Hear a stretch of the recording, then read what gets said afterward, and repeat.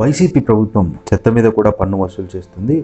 ఒక పక్క ఇచ్చి ఇంకో పక్క రెట్టింపు డబ్బులు లాగేసుకుంటున్నారని అప్పుడు ప్రతిపక్షంలో ఉన్న టీడీపీ, జనసేన ఆరోపించారు. చెత్త ప్రభుత్వం అని కూడా వ్యాఖ్యానించారు.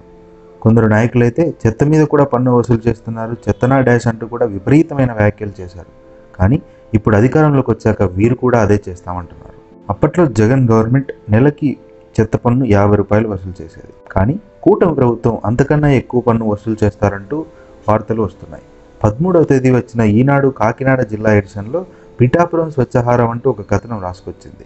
అందులో ప్రతి ఇంటి నుంచి రోజుకి 3 రూపాయలు అంటే నెలకి 90 రూపాయలు, వ్యాపార వాణిజ్య సంస్థల నుండి రోజుకి 5 రూపాయలు అంటే నెలకి 150 రూపాయలు, కేంద్ర రాష్ట్ర ప్రభుత్వ సంస్థల నుండి అయితే రోజుకి 20 రూపాయల చొప్పున నెలకి 600 రూపాయలు పన్నులు వసూలు చేస్తారంటూ రాసుకొచ్చారు. ఇలా చేయడం వల్ల నెలకి 300 కోట్ల రూపాయల ఆదాయం ఉంటుందని కూడా రాశారు. ఈ విషయంపై ఇంకా అధికారికంగా ఎటువంటి జీవో రాలేదు. కానీ ఈనాడు, ఆంధ్రజ్యోతి వంటి పత్రికల్లో రావడంతో ఈ విషయం సోషల్ మీడియాలో బాగా వైరల్గా మారింది.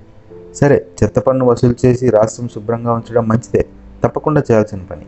కానీ ఇంతకుముందు ఉన్న ప్రభుత్వం ఇంతకన్నా తక్కువ పన్ను వసూలు చేస్తే చెత్త గవర్నమెంట్ అని తిట్టి ఇప్పుడు అంతకన్నా ఎక్కువ తీసుకుంటామంటే ఎలా? అప్పట్లో కేంద్ర ప్రభుత్వం ఆదేశాల మేరకే ఈ పన్ను వసూలు చేస్తున్నామన్నా వినకుండా ఆరోపణలు చేసి ఈరోజు మీరు కూడా అదే చేస్తే ప్రజలు దీన్ని ఏ విధంగా అర్థం చేసుకోవాలి? సో ఏది ఎలా ఉన్నా చెత్తను క్లీన్ చేయడం, చెత్త లేని సమాజాన్ని సృష్టించడం మంచి పని. కానీ ప్రజల మీద భారం లేకుండా ఉంటే ఇంకా బాగుంటుంది.